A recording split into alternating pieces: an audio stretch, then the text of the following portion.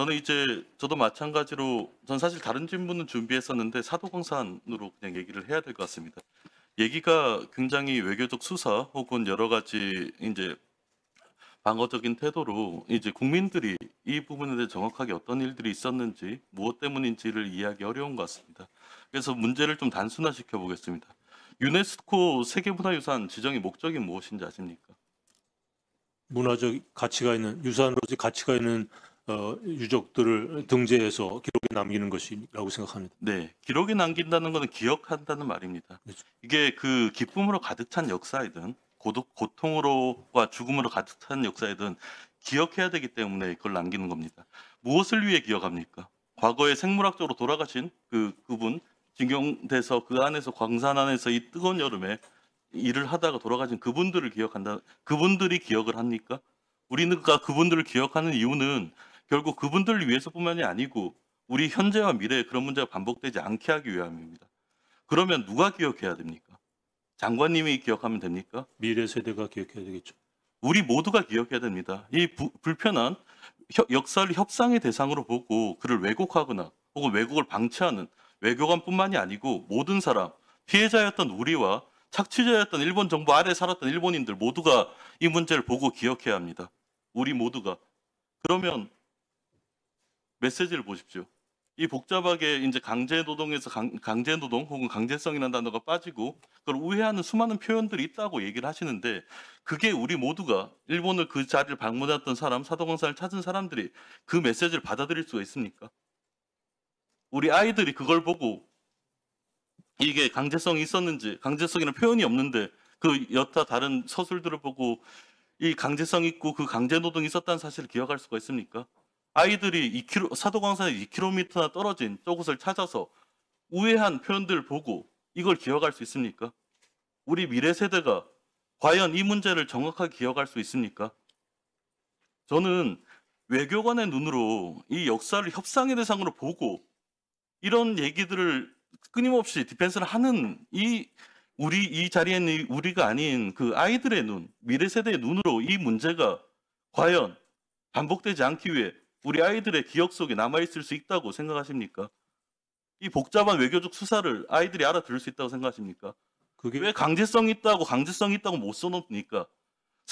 아이카 향토박물관 내 전시물 뭐라고 표현되어 있는지 아십니까? 한반도에서 온 노동자라고 표현되어 있습니다. 그 글자를 읽을 줄 아는 아이들이 강제란 표현이 빠진 그것들을 보고 과연 무엇을 배울 수 있겠습니까?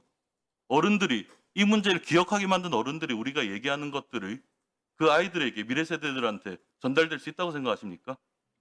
그러면 뭘 하면은 가장 최선이라고 생각하십니까, 의원님께서는?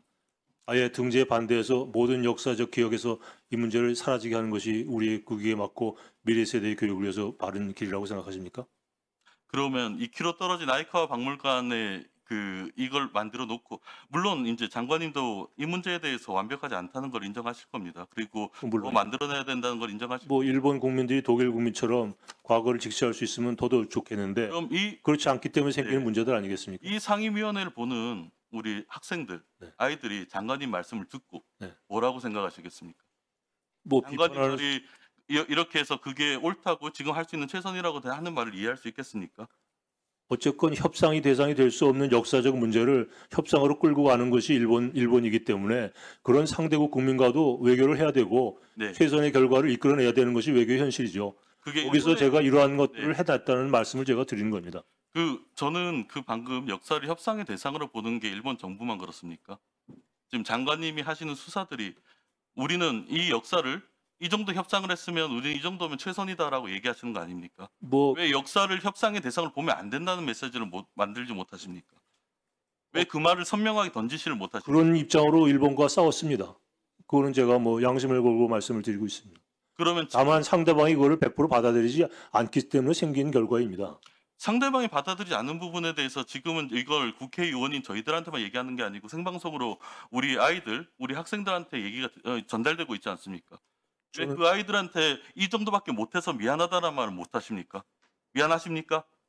100% 받아내지 못한 거에 대해서 제가 미안하십니까? 당연히 미안하게 느껴야죠. 예, 당연하죠. 그러면 이 부분에서 머물지 말고 미안하다는 걸 알고 그걸 개선하려면 지금 뭐가 잘못됐는지에 대해서 분명히 알고 그걸 밝히셔야 됩니다.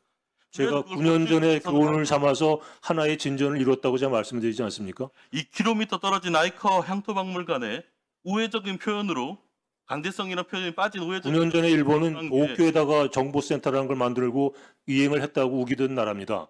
그런 나라를 사도왕사 현장에 전시실을 만든 거는 전 진전이라고 생각을 합니다.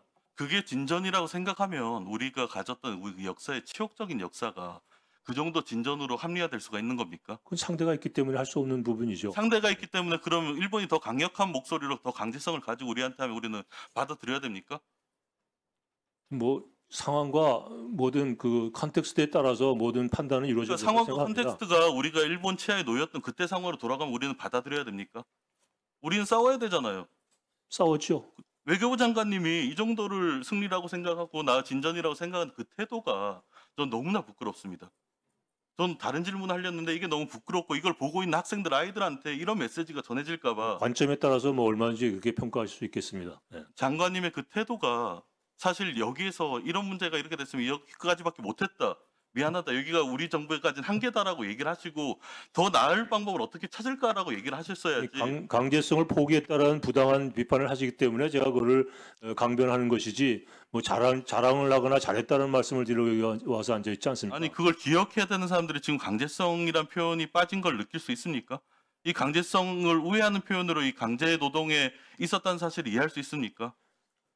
아니, 이해하지 못한 걸 가지고 아니라고 우기는 건 또 그건 부당한 거 아니겠습니까?